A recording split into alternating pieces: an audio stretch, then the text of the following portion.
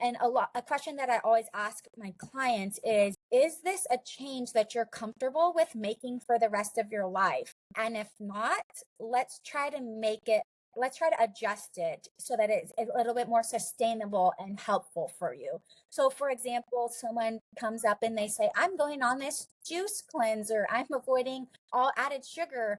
And you're like, okay, for 30 days or something. And I just ask them to process through, is this something that you are comfortable with making for the rest of your life? Never having sugar again, or just never having carbs or anything like that. And most people, if they're honest, would say, no, absolutely not. And so I like to shift that mindset and focus on, okay, how can we focus on making changes that are small, that are realistic, and that are sustainable for you? Welcome to Stay at Home Wellness, where we talk about why wellness is so different for stay at home moms and what to do about it. I'm Hannah Stewart from wellnesswithhannah.com, and today I got to talk with Sophia Jones from Savor Journey LLC. Sophia is a registered dietitian, and she specializes in working with people who struggle with eating disorders or disordered eating, as well as endurance athletes who want to learn how to fuel themselves so they can have better performance.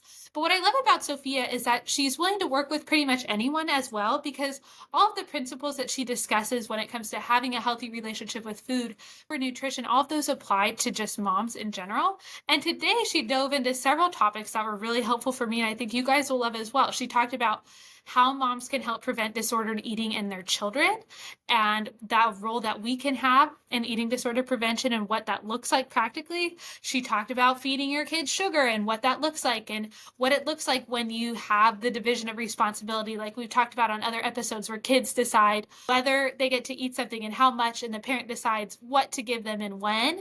And she had a beautiful story about what that looked like with her 1.5-year-old. She talked about exercise and how exercise can either be this really transactional thing, or it could be something where you're using food to nourish your body instead of penalizing your body for eating food, and how you can distinguish the difference in what's happening in your own life. So I think this episode is relevant to all moms. If you guys are enjoying this podcast so far and you haven't already, please go ahead and subscribe, because it tells the algorithm you like this content and you want more of it. It also tells me you want more of this content, which is very helpful for me to know what you guys like. If you do like any of it, please leave a comment, whether you have a suggestion or something that has helped you in your food journey, just so I can get a feel for what you guys want to hear more of. But this episode was so much fun. I'm so excited to share it with you. I also wanted to let you guys know that I have a freebie for you today. So most of you guys know that in this podcast, I specifically address wellness for moms. And that is because I think wellness for moms is totally different than just generic wellness. And so often we have this personal trainer who's 20 years old giving us all this advice that does not work when you have little children running around. So in this freebie, it's a webinar, and I share in this webinar why wellness routines change so much as a stay-at-home mom. I share about how you can start waking up on time if that is something you struggle with. That is something I've majorly struggled with in the past, so I share about that. I share about getting things done with children around, so you can use the time when they're sleeping to actually be productive instead of having to do all the tasks you didn't do because you were entertaining your kids the entire day. And I talk about developing routines, because as a stay-at-home mom, we are used to, prior to having kids, having all these external routines that dictate our life. And then all of a sudden we're responsible for all of our own routines. And that is a huge transition for moms. So I deal with that. So if any of those topics sound interesting to you, or like you would benefit from them, I'd love it if you went ahead and click the link below, and I will send you that free webinar.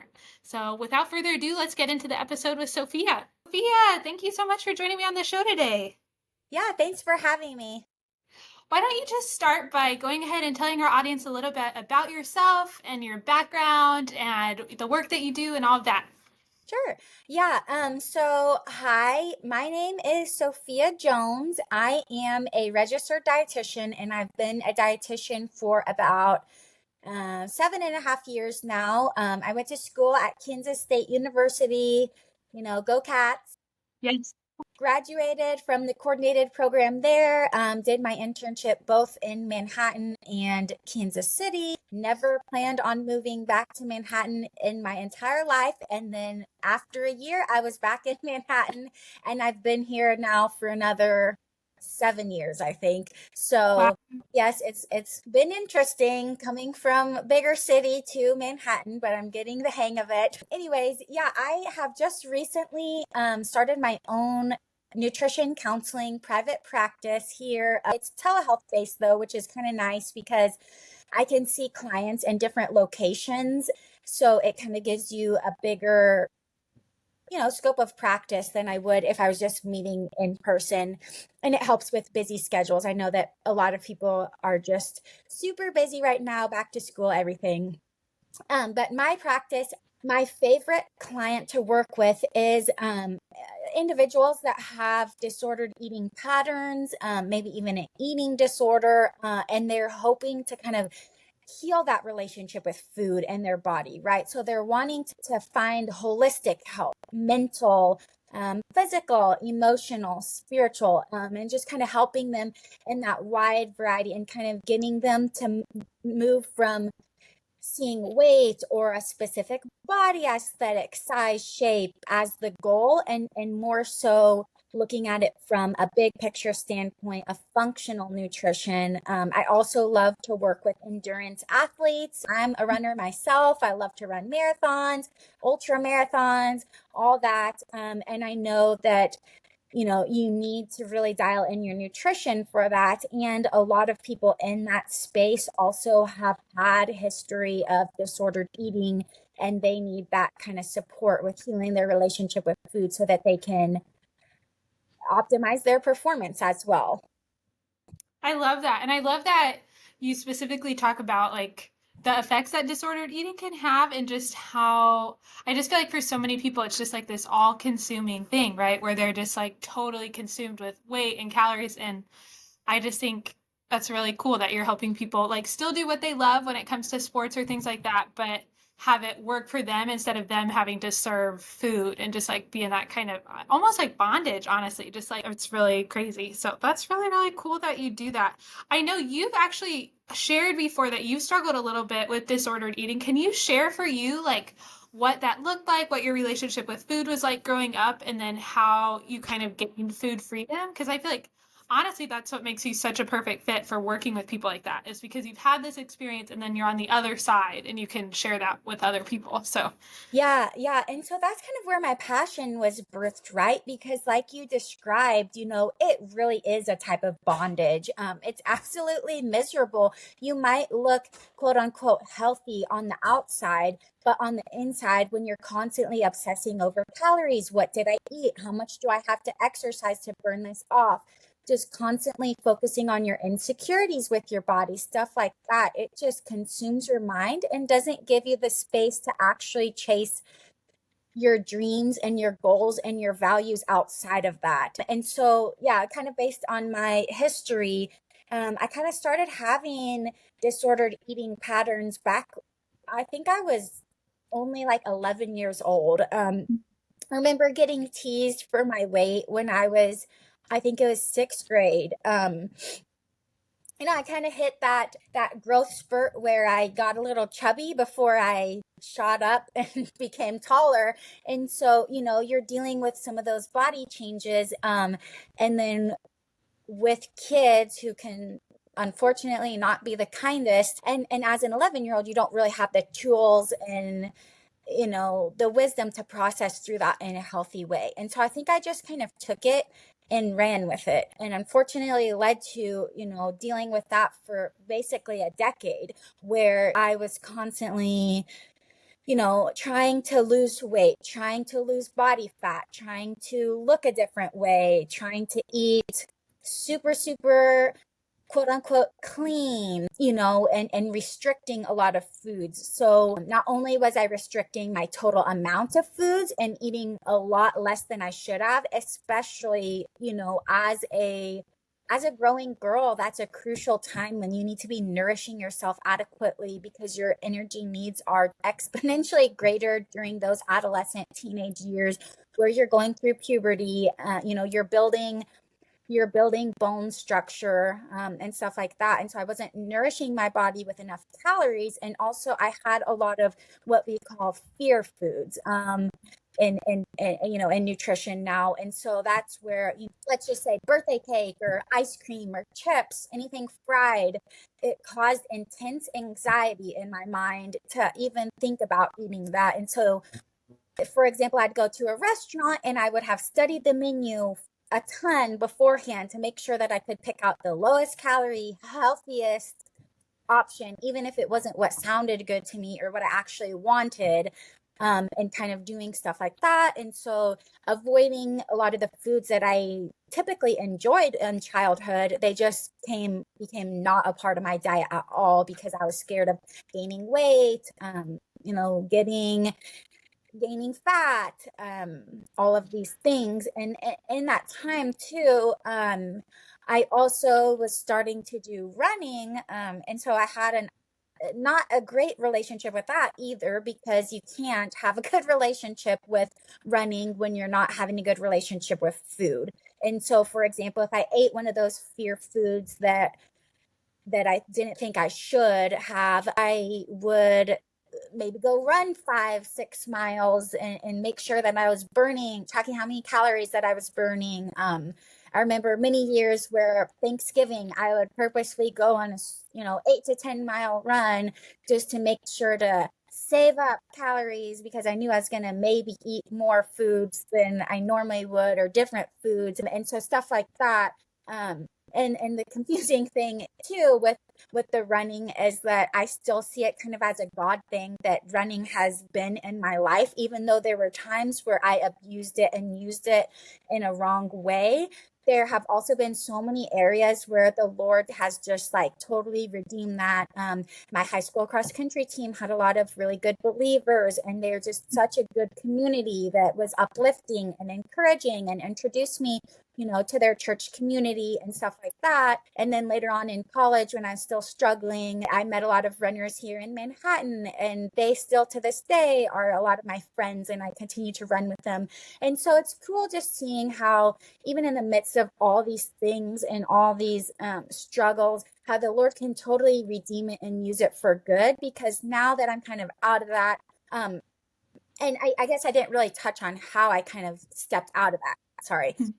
Getting off track. Anyways, and so yes, continue to struggle with it in college. And you could ask any of the girls in my dorm, the girls in my sorority, they would just think, oh, Sophia just always eats so healthy, blah, blah, blah. But they didn't know that I was having that serious obsession, compulsiveness with regard to that. And so I think that it really just took, getting to the point where I knew that it was something that was not healthy and that was kind of an idol in my life and in my heart for a while. But I just never really could figure out how to overcome that, right? And so it's like you do all the praying, you're reaching out for help, which that was one big step actually in recovery, was when I finally just like told my small group that this was something that was seriously a problem in my life.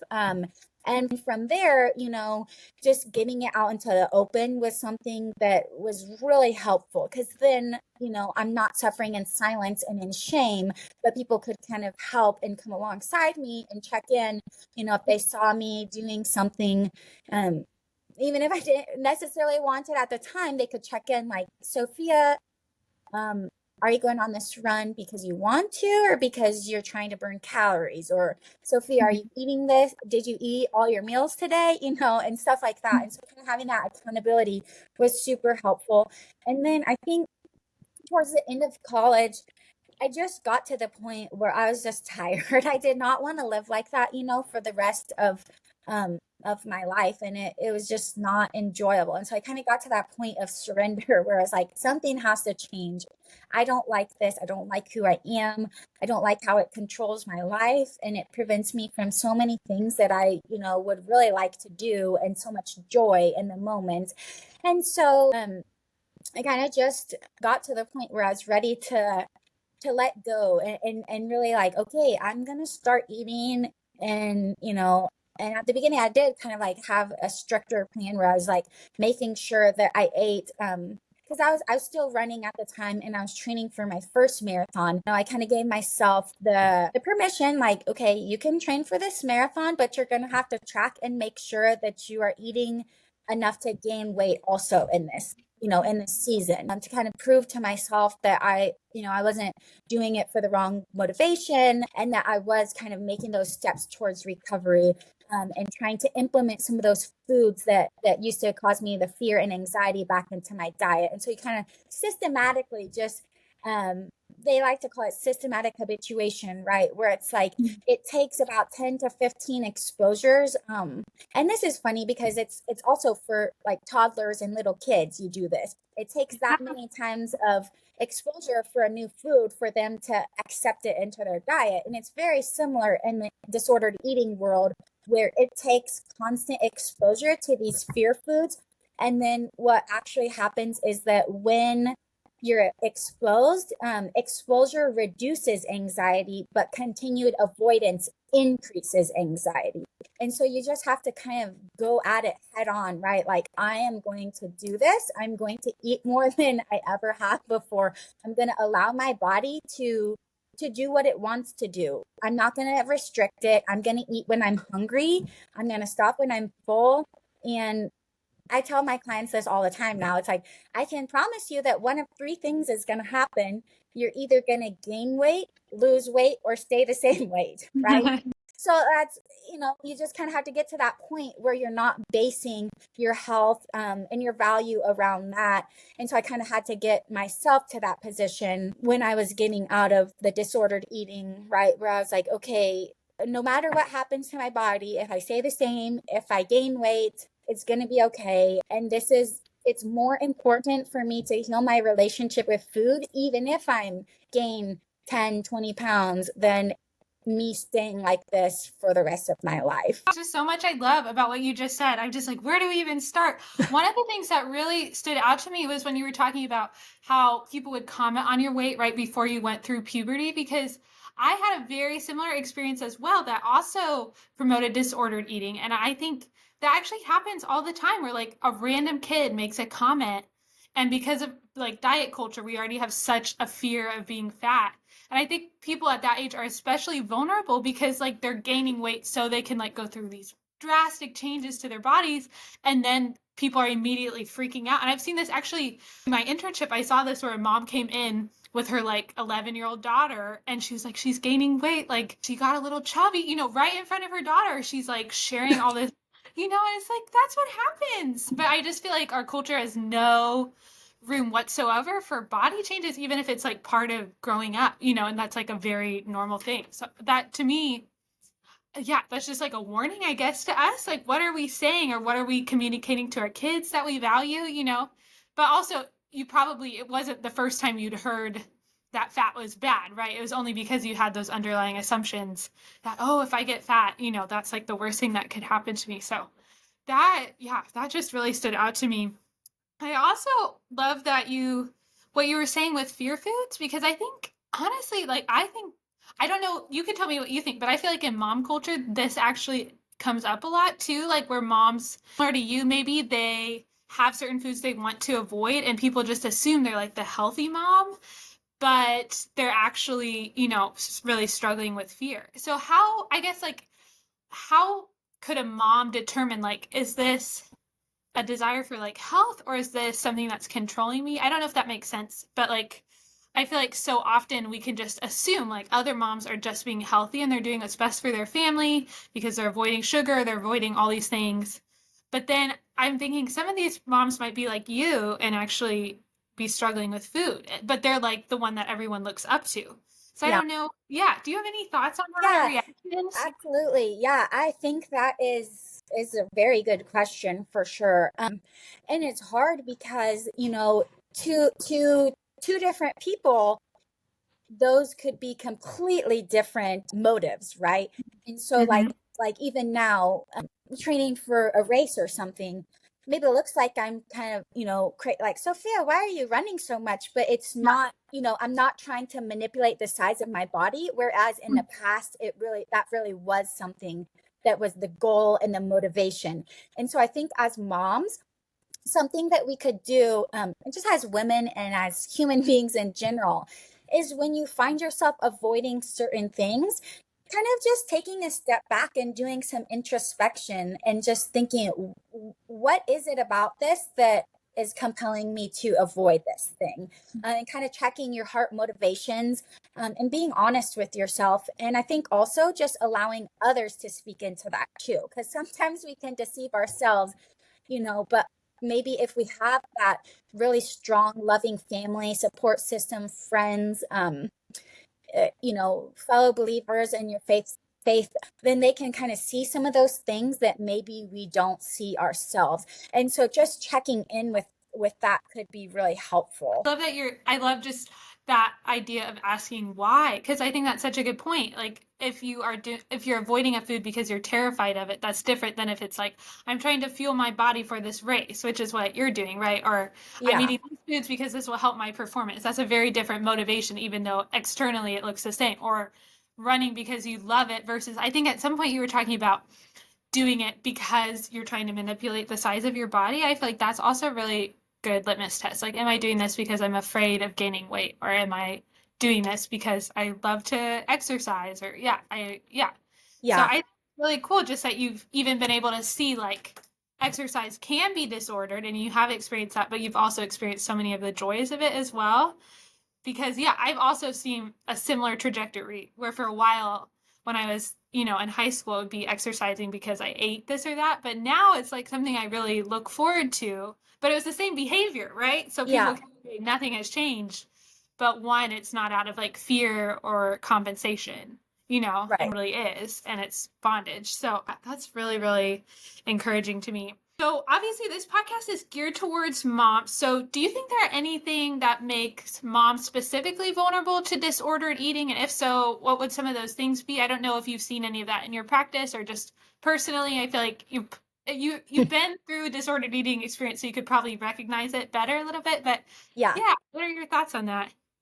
Yeah, it's funny because kind of like there's always that analogy where, you're looking for a new car, and say you like a car like a Toyota Highlander. All of a sudden, everywhere you go, you notice the Toyota Highlanders, right? It's like you see them, you notice them, like, wow, I never knew that there are so They're many everywhere. Highlanders on the road. I think that's kind of similar with like the disordered eating, like you said, like going through it. I just I'm really sensitive, and I can kind of see instances of it more easily in people, even when maybe others might miss it. Or, like you said, it might kind of mask as healthiness.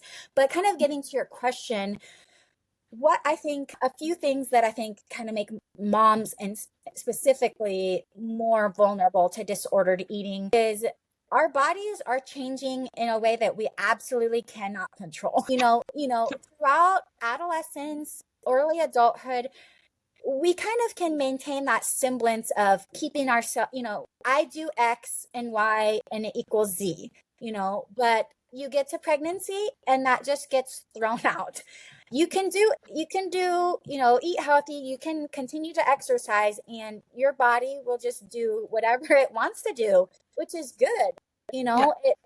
Your body knows what it needs to do to bring your baby into the world healthily and to keep you safe in doing that as well. And so I think that as moms, kind of just going through that constant process of, where, for example, men, they kind of go on a linear progression. They just hit puberty and then it's just like smooth sailing. I mean, maybe they kind of go downhill, but it's pretty Or regular.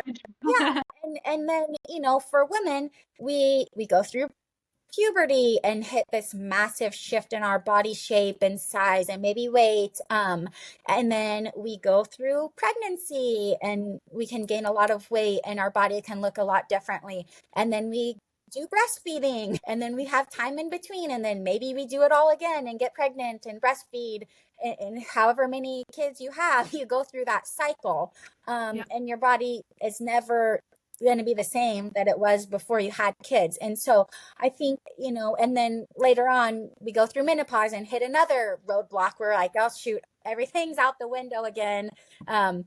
There's just, even doing the same things isn't going to produce the same results. And so I think that it's easy to kind of hold on to this idealized version of what our bodies looked like, or how they functioned, before we had kids, and keeping that in the back of our mind as a goal, that might not actually be a healthy goal for most moms to get back to that, or especially when you're constantly trying to compare yourself with who you were in the past.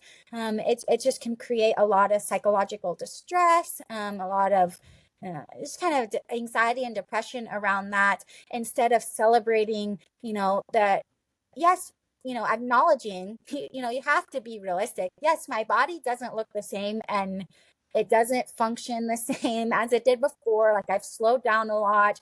I'm definitely not a fast runner, for example, anymore. There's some things now that are much harder for me than back then, but kind of trying to make that shift, and really focusing on celebrating your body for what it can do and nourishing it so that you can be the wife, be the mother that you want to be. And so a lot of times when we're trying to manipulate, once again, the shape or size of our body, we're trying to lose pregnancy weight super quickly, we might fall for those traps, of restriction and disordered eating. But once again, kind of like I was saying, in adolescence, when you're growing and you have such rapid nutrition needs, you also have that in pregnancy and postpartum.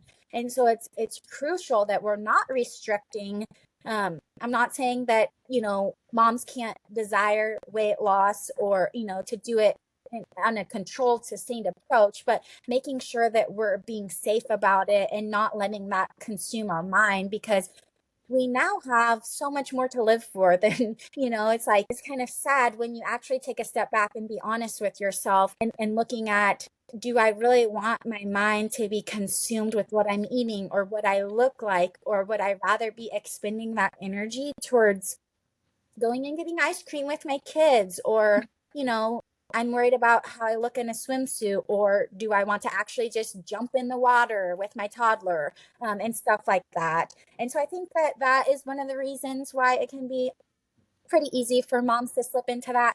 And then I think also just, unfortunately, there's kind of that, mommy comparison culture that seeps in, and so it's just like, even well-meaning people, if they get super passionate about a certain, lifestyle choice, or breastfeeding versus formula, or this, that, or the other, that's great that they're passionate about that. But I think that sometimes it can come off, as, if you choose something different than me, that's a lesser choice. And so I think maybe in regards to that, that could also be, something that is triggering for moms towards restriction and disordered eating too. Yeah, all of that just really resonates with me, because I just think, especially what you were saying about the body changes, like sometimes I look at Kirk's wardrobe, and like since we've gotten married, it's just like the exact same. Like the only reason we get rid of something is like there's 3 holes in it. I finally persuaded him we need to get rid of it. But I feel like for me, it's just like every couple months, like, cause yeah, I don't know, ever since we started having kids, it's just like exactly what you're saying. Like pregnancy, it's like just as soon as you're in the clothes you were wearing before you were pregnant, then you get pregnant again, and then you're like, okay, now where did I put the pregnancy clothes? And then you have the postpartum clothes and the nursing clothes. It's just like, I just feel like even our wardrobes are like such a testimony to how much our bodies go through. And I love what you were saying about, so often we're focused on just being frustrated that our bodies are changing, instead of being like, wow, I literally just like gave life to another human being, and like how beautiful that is. And then what a shame it is that as soon as the baby's out, we're just like, we want it to look like we never even had a baby, when it's like that, that was such a beautiful thing that happened. So I love that you said that. Another thing that came to mind for me, just with pregnancy and postpartum, I just feel like, as like the instant you become pregnant and tell people, they like feel the freedom to like comment on your body. I don't know if this has happened to you. Yeah. It's your body, which I'm not.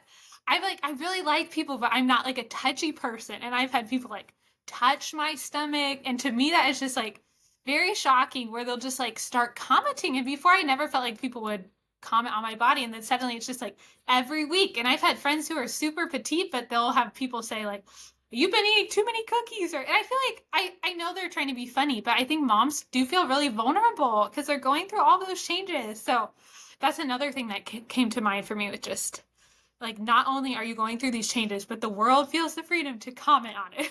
Yeah. Yeah. So just PSA to anyone listening, don't comment on women's bodies. Yeah, don't do it, even if you think it's a compliment. Like Yeah. it sometimes you can always like mix it up somehow, Yeah. for women who are overthinking things and are stressed out can figure out a way to turn it into like a negative comment. So yeah, oh man, that's so good to think about. So with moms going through all of these different changes and all these different hormones and emotions, what are some things moms can do to, I guess, reduce the risk of disordered eating and even like look out for it in friends? Because I feel like that's just, I don't know, it's so hard because you are going through these changes and a lot of moms do want to lose weight. But then what you were saying about having like a healthy mindset about it, what would you say that looks like and how can moms pursue like a good relationship with food Yeah. in a season of life? Yeah, that's a great question. And so, kind of like I said before, is just making sure that you're actually eating consistently and adequately is usually where I start with a lot of my disordered eating clients. That's kind of our first goal is just making sure that you're eating, let's say, like 3 meals and 2 snacks a day. Generally is kind of what I go for. And so that's something to just like see firsthand, like is this mom skipping meals? Are they over exercising? Are they compulsive exercising? Are they missing out on family and social functions in the effort to try to lose weight? And so I think just asking yourself some of these questions can really help determine whether what you're doing is healthy for you or disordered for you. And once again, it's highly individualized, and so there's no one size fits all, right? This behavior definitely means you're disordered eating, or this behavior definitely means that you have a healthy relationship with food. Because, like we said before, with the motivations and the heart intention behind it and the thoughts, a lot of that. So it's hard to judge, someone based just on what you see, the external actions, the external behavior. And so I think that's kind of just once again where the mom needs to be making sure that they're kind of holding this kind of with a loose grip, right? And not just latching on to something and saying, I'm going to do this regardless of what it costs me. Because the whole, point of being healthy is kind of having that flexibility and spontaneity anyways. And as a dietitian, we get asked all the time to create meal plans, and it's probably our one of our least favorite questions because I don't like to write meal plans, because I'd rather teach people how to eat and how to nourish themselves versus here's my strict formula. This is how you should do it, because there are so many different individual factors that come into play. And so I think it would benefit moms to really assess, what does the support system look like? Like, is their husband deployed and they can't, they have multiple kids at home and exercise is hard, like give yourself more grace, please. Like there's nothing that says that you need to lose your baby weight, or bounce back in a certain amount of time. And so just kind of figuring out, right, like what is actually going to be sustainable and beneficial towards you. And a question that I always ask my clients is this a change that you're comfortable with making for the rest of your life? And if not, let's try to adjust it so that it's a little bit more sustainable and helpful for you. So, for example, someone comes up and they say, I'm going on this juice cleanser, I'm avoiding all added sugar.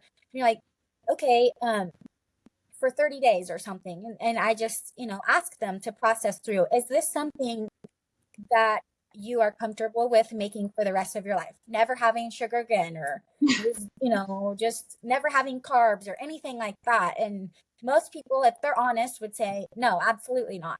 And so I like to shift that mindset and focus on, okay, how can we focus on making changes that are small, that are realistic, and that are sustainable for you. In addition, something that I say all the time is how can we focus on addition, not restriction, when we're trying to make positive, beneficial changes? Because I think that's another thing where people just kind of, especially in nutrition, they get into the negative mindset. What I can't have this, or I can only eat this much, and just focusing on what they can't have. Instead, I like to say, no, you can have pizza, but let's focus on what we could add to pizza to make it a more balanced meal that's going to meet more of your nutrition needs. And so pizza, it doesn't have a whole lot of vitamins and minerals. It doesn't have a whole lot of protein. And so, what if we just add a side salad and maybe put some chicken or something on that side salad? So we're getting in some micronutrients, we're getting in some extra protein, and we're still enjoying the pizza that we wanted. And you can still even reach your health goals and lose weight if you want to postpartum by doing that. And the more that we restrict these foods, usually the more that we crave them and desire them. It's like some human tendency, I guess, that the more that we say that foods are off limits or that we can't do this, the more that we just want that. Yes. Oh, just so much. Every time I'm like, oh, where do we even start? But I love what you talked about with, is this a change I can make for the rest of my life? Because I feel like pretty much all of diet culture is like so focused on just cutting out as much as possible. And then people go through these wide pendulum swings, right? Where they're like being super, super restrictive, like you said, like a juice cleanse or something crazy like that. And then suddenly, like as soon as they're done with that, all they can think about eating is like just all the things that were off limits, even to like way beyond fullness because they've restricted that for so long. And I just love what you're saying. I'm thinking about like adding in small habits or small things that people enjoy, like adding, not subtracting, doing that in a way where you can do it for the rest of your life. Because I mean, we're living our whole life, right? It's not just like our health goals are for a week only. And yeah, so I just love the sustainable approach that you have with that. That's just beautiful. So then I know one of the things that weighs on me a lot as a mom is the fact that like I'm raising these tiny humans and both of us have had experience with disordered eating, and I know neither of us want that for our children. And I'm sure there's other moms out there like that as well, where they really avoid passing on that experience to their children. And obviously there's only so much we can control, but are there things you would recommend moms doing or not doing that you think could help their kids' relationship with food? Hey guys, I just wanted to jump in and let you know that if some of you are listening and you've really been noticing that you are struggling as a stay-at-home mom, whether that's incorporating routines, having any routine after having kids, getting into a workout routine, getting into a food prep routine, it just feels really, really chaotic and like you can't stay on top of your life. I would love it if you went ahead and clicked the link below to book a call with me. I am a stay-at-home mom wellness coach, and so I only work with moms because I think that mom wellness is so different. And the reason so many moms struggle with it is because your life changes so drastically, and we're trying to use the old patterns that worked for us before having kids when we have children running around the house, and it doesn't work. So if you feel like you're someone that needs more support, I'd love it if you go ahead and click a link below to book a call with me. And I did want to let you know I offer a 100% refund because I am so confident that my services are beneficial. So if you're on the fence about it, just go ahead and do it. If you don't like it, you won't be penalized for it. You don't have to pay. I'll give you a refund because I'm that confident that it will be beneficial to you. So without further ado, let's get back to the episode. Yeah, I definitely do. And that, the first one that probably is going to be one that people don't like to hear is that you have to heal your own relationship with food and your body first. Like, we can't teach what we don't own in ourselves. And so, in order to model that appropriate behavior, right, we have to be someone who has a healthy relationship with food in our body. We're not constantly nitpicking at our insecurities or making comments about our own body, because say that my little daughter sees me commenting on my body and she learns that, oh, if mommy can, pick out her body in this way, then I can, or my body must be bad too, and stuff like that. Or, mommy's only eating 1,200 calories a day and she's constantly tracking her calories. That must be, what I should do too. And so we need to be modeling that healthy relationship with food in our bodies. and fueling it for health and for longevity, and doing it in the sustainable way, like I said. And similarly with exercise too, right? Like I think a lot of people, they always like, I want to exercise so that, my kids can see that this is important, and that's great. But once again, it's like you need to make sure that you're having the healthy motivations and reasons for doing that as well. And so I think that, and I don't fault any moms for kind of falling into that, because we all are just trying to do our best, right? Like we love our kids so much, and we want them to thrive, and we want to protect them at all costs. But I think that sometimes we can slip into that kind of what we talked about with the fear foods, when we constantly are, making certain foods kind of taboo, and only at this specific occasion can you have this. We're kind of creating that scarcity mentality around that food, and those feelings of deprivation. And so, say that I just never let my kid have any type of sugar, and then they go to a birthday party, they're going to go absolutely hog wild at that, because it's something new and exciting. And it's not something that they've had that constant repeated exposure to know that, this isn't going to be the, like, I give them a treat. This isn't going to be the only treat. Right. Like if I don't eat this whole cookie, I can still have a cookie tomorrow. Or the next day. It's not like kind of the Last Supper mentality, right? Which is a lot of dieters and stuff, where it's like, I'm going to eat this massive pizza and ice cream and soda and this, that. And then tomorrow I'm going to start my diet. Because when we have that restrictive mentality, that's what it ultimately leads to. And it was kind of hilarious, because last week I almost documented it, because I gave my daughter, she's 1.5 now, her lunch, and I put out, she had her chicken, she had some mandarin oranges, and then I just also put a cookie, and I put it all at the same time on her tray. I went to do some dishes, and I came back, and she had eaten all the chicken and all the oranges, and she had not even touched the cookie.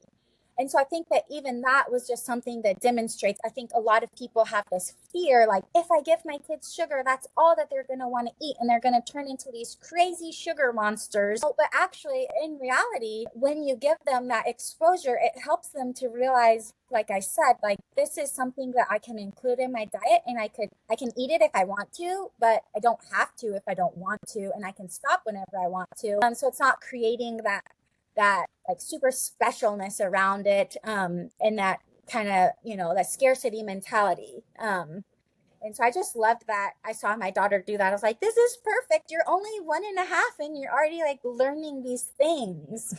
Yeah, and like learning that it's not something you have to be scared of. I just love that. When I think for so many moms, like, because I've heard that so many times as well. I love like Alan Satter's stuff, and just, yeah, the division of responsibility and exposing your kids to different foods. But I feel like this is like the most controversial thing when you like mention it to a mom, because they say exactly that. Like, if I gave my kids cookies, they would eat the entire package. Like, if I let them self-regulate that. But usually those moms are the ones that are restricting their kids' food. And so it's exactly what you're saying. It's a self-fulfilling prophecy, where if you restrict all of that food, like I had a mom, and part of it, they had some dietary, like actual allergies and stuff. So wasn't at all totally her fault, but her poor kids could not eat very much. But I just remember when they came over to my house, instead of playing with the toys, they just like stared at my pantry. And I was like, we have all these toys. Like, it just kind of broke my heart a little bit. And I think that does happen because our culture is so afraid of sugar and our kids gaining weight. And we take on so much of that responsibility as moms, but kids actually have that ability to self-regulate. And yeah, what you're saying, you can habituate them to different foods. Not that they never eat them, but so that they can have a normal relationship with them, and they're not just thinking about sugar all of the time. So I think that's such a beautiful example. That's like, sometimes I'm like, how do I communicate this to moms that, like, because yeah, just pretty much every time I bring up that concept to people, it's like shut down pretty quickly. But that's just such a beautiful example of that. This is something I'm curious about, because I've gone back and forth on this. Do you like offer your kids sugar like every day? Like, sometimes I've struggled to know, because I really want them to be habituated to it, but I also feel like, oh, I'm developing their appetite. So like, I've struggled to know, like, how often should I definitely, like, if it's served at a social event or something, I'm like, yeah, that's totally fine. I try not to make a big deal of it. Of course you can have a cookie, So how have you navigated that just like at home, if you don't mind me Yeah. asking? Um, I'm learning along with everyone else, Yeah. it's like I've only been a mom for like, 5 years now. And so Right. you don't come in with an owner's manual and you kind of just have to learn things as you go. And so I can't claim that I'm some expert at this at all by any means, but there's certain things where um I feel like I like to just focus on, like, I've taught my son, he's 4.5 now, about protein, for example. And he's so cute. He asked me, Mommy, does waffles have protein? Eggo waffles don't really have a lot of protein. And so I always like to just say, if we're going to have a meal, we need to make sure that because kids don't have a hard time mostly eating the carbs, the pasta, the rice, the bread, stuff like that. But I say we need to make sure that we're including a protein, and, a fruit or a vegetable. And so just kind of keeping it at that, it just helps them to know, what does an actual balanced meal look like? And now, does every meal have to have all three components? No. It's like, let's be realistic. Some days your kid refuses to eat anything except for Cheerios. And you're like, okay, it's better to feed you Cheerios than for you to be malnourished. Um, and I think that's where we just kind of have to give up that perfectionist mentality, because our kids will kind of fight back and do what they want to do, especially when they kind of get in those toddler years and they're gaining that independence and finding a sense of their will. I'll be honest, there have been times where my son ate PB&J for 3 meals a day for like a couple weeks, and then he grows out of it because he realized, okay, I want to try some different foods.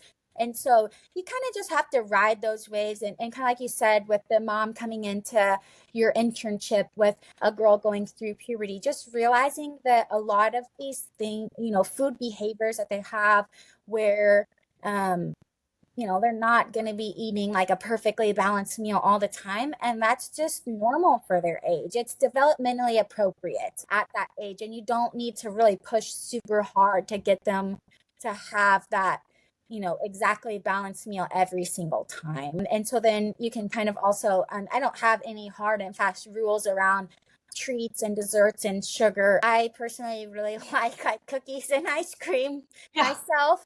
Same. Same. And so it's kind of a fun thing to have in the house. And so if we're just gonna, like, we had dinner and then we can eat our dessert and it's just fine. Like you said, it's just kind of not a big deal, not a huge thing. It's just kind of normalized. And so it's not this sensationalist thing when they get the sugar. It's just kind of, you can take it or leave it.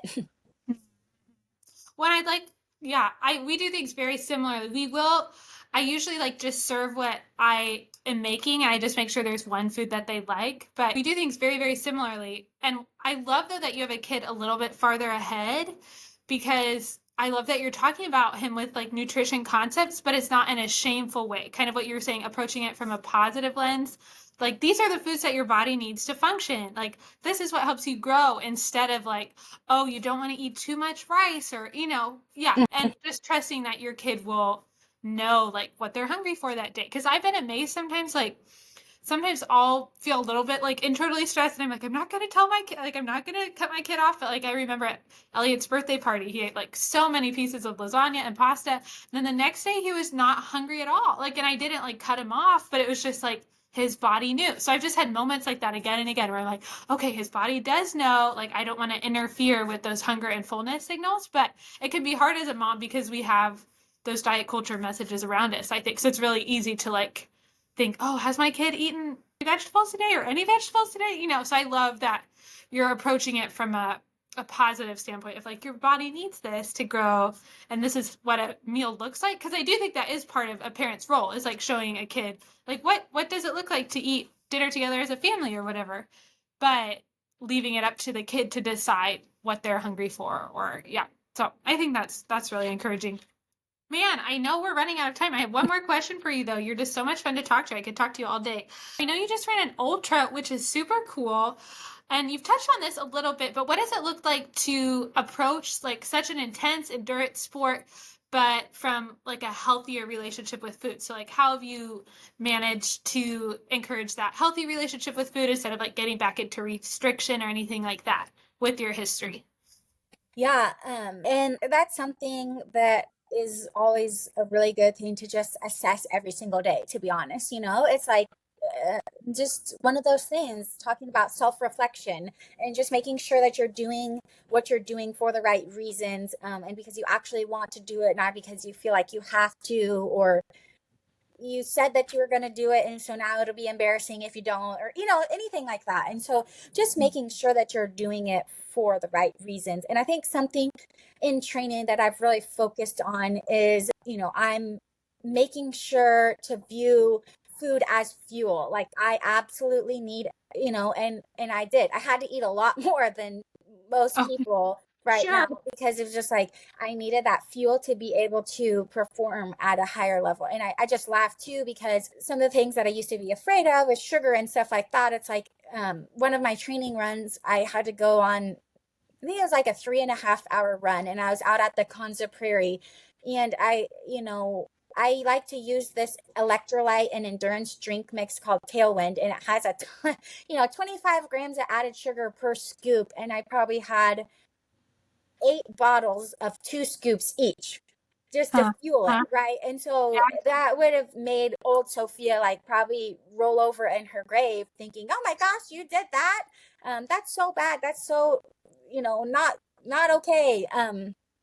But just realizing that when you are doing these things, you have such higher needs. And so that was something that I always prioritized, is, waking up and making sure that I ate something before I went on my run, and having that nutrition and that fuel during my runs. And then afterwards, making sure that I'm prioritizing rest and recovery and eating good meals and eating nutritious foods throughout the day, because you do need to have like a pretty good overall diet: fruits, vegetables, protein, whole grains, stuff like that, just so that your body can recover and fuel that. And then, adding in your treats because it's fun. And Yes. so, yeah, I think just to maintain that healthy relationship is just constantly checking in with your motivations, and making sure, that you're not slipping into that, right? You're not doing this to prove your identity to anyone. You're not doing this to look a certain way, or whatever. And so, for example, for me, getting into this, my kind of why was that it was just something that really gave me that sense of like confidence, and courage, that I lost a little bit after becoming a mom, because your role just shifts so drastically. Um, I'm very thankful to have been a stay-at-home mom, but honestly, growing up, it wasn't something. I was not like one of those girls that was just dying to like, it's my dream to be a stay-at-home mom. I Yeah. always thought, I was like, I'm going to be a doctor or an astronaut, one of those things. And so kind of I had that, it was kind of just a big shift into being a mom and identity, and figuring out, okay, where do I stand? Like, who am I? And then kind of getting lost in all that, taking care of others, and not necessarily taking care of my own self, and struggling with that balance, between, sacrificially loving my family, and serving them as the Lord would, like laying down my life for them, but also not being a martyr. And so all of that were kind of reasons why I came back into running, and it has been super helpful. Just have that community. A lot of really awesome people are in the running community, and I found that to like fill my cup up, is just the social interactions. Like I said before, just getting out of that mindset of like, I'm stuck. I don't feel like I have anything to myself, and just, or not feeling confident enough to like try new things and reach new goals, and being embarrassed if I maybe fail at them or don't do as well as I thought. And so it's just something that, um, I think just my motivations changed a lot, where it's more something that's like showing myself that I am strong and that I'm able to overcome life's challenges, right? That's something that's super important to me. And running is gaining that mental fortitude, that problem solving mentality, because in an ultra, for example, a problem is going to happen at any, like, there's never a perfect race. And so realizing that you just have to figure out how to keep moving forward and solving the problems as they come. And I just think that that has been super crucial to me and part of my self growth this past year. Is just learning how to let go and really surrender that to the Lord. Like I just all I like I have the strength and capacity to persevere and overcome any challenge that life throws my way. And even when things go wrong, which they can and they will, I have the tools to figure out a way to keep moving forward, and I don't have to just sit down in that situation. And so that has been something that has been really good. And so I think getting back to the original question is just making sure that my motivations are in check, that I'm continuing to nourish my body appropriately, and that I'm doing it for reasons that are beneficial and productive. Because I really have found, I used to think, oh, I have to give up running because I had a disordered relationship with it or disordered eating in the past. And there were some years where I just flat out just gave it up completely and I did not run. But now I'm really starting to see like, oh, I didn't have to throw the baby out with the bathwater. I just had to get it in the right perspective. Because truly, when I wake up and I go on an early morning run and I come home, I'm more energized, I'm more joyful. Maybe I had some social interactions with adults before I go take care of my kids all day. And it just helps me to show up to be a better wife, a better mom, and a better employee, a better dietitian. I love that contrast because it's so cool to hear like how it progressed over the years, where starting out running was very much almost like a punishment for what you'd eaten.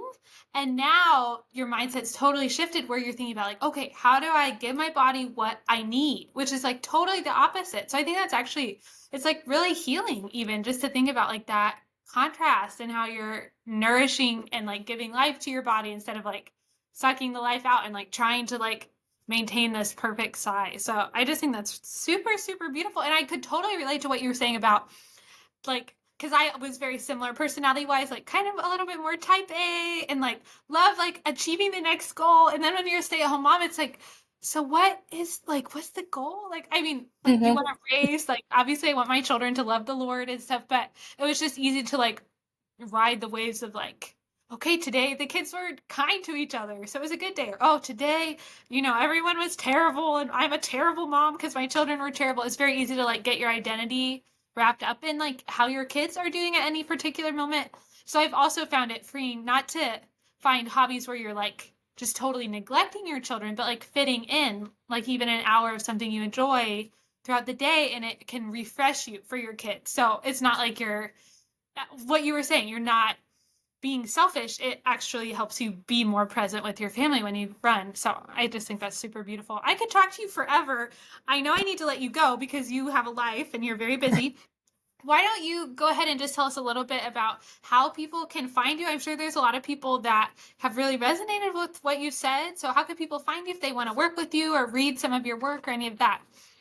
Yeah, so my business is called Savored Journey LLC. I have a Facebook page, and then I also just have a website, which is www.savoredjourneyllc.com. It kind of gives more about my nutrition philosophy, a little bit about me, my services, my packages, insurance that I accept, and it kind of can give you a lot more information if you're interested. Feel free to check it out. I would love to work with anyone who, like you said, resonated with this. It's my absolute passion. So it would be a joy to work with you. Oh, thank you. Yeah, if you're listening, guys, like obviously Sophia is like the sweetest person ever. So I would highly recommend working with her. I will go ahead and link her website in the show notes below so you can be sure to look there to find that. But Sophia, thank you so much for joining me today. It was so great having you on. Yeah, thank you for having me. It was awesome. I think it's